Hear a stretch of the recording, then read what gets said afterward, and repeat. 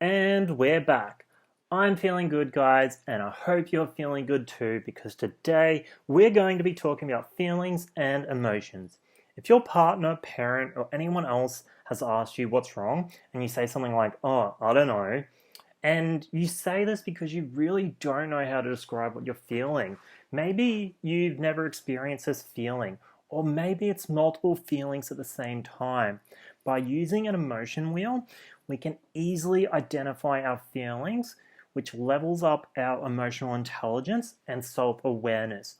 We can then use that to improve our communication and relationships. So, what is a feelings wheel? A feelings wheel is a visual aid to help us identify feelings and emotions. They're a self reflection tool we use to gain further insight into our feelings to get to know ourselves better.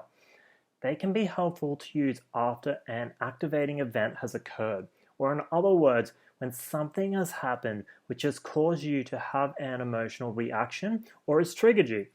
Or maybe you just want to learn how to better describe your feelings and emotions. How can you benefit from using a feelings wheel, or why should you use a feelings wheel? Our feelings and emotions influence our behavior, and our behavior influences our feelings and emotions. By learning how to identify our emotions, we can better communicate to others what we are feeling, why we are feeling it, and what we need. By doing this, your partner or parent will be able to meet your needs and better support you. A feelings wheel helps us identify confusing, complex, or very specific emotions and feelings. Remember, the more specific you are, the easier it's going to be for the person you're talking to empathize with you and give you what you need. We can use the feelings wheel as a tool to begin self-reflection. By pinpointing the exact emotion we felt, we can dig a little deeper and ask why we felt that specific emotional feeling in that situation.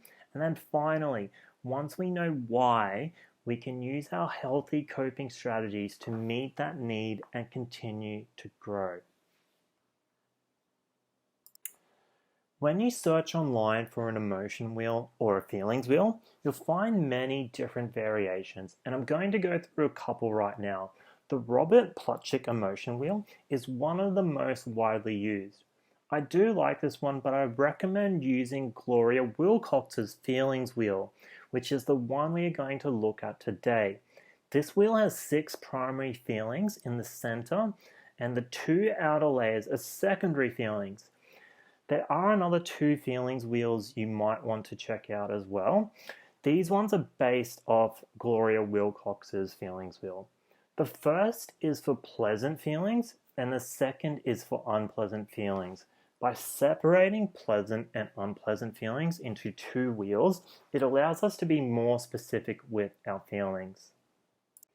Now that we know what a feelings wheel is, why to use a feelings wheel, and how we can benefit from one, let's talk about how to use one.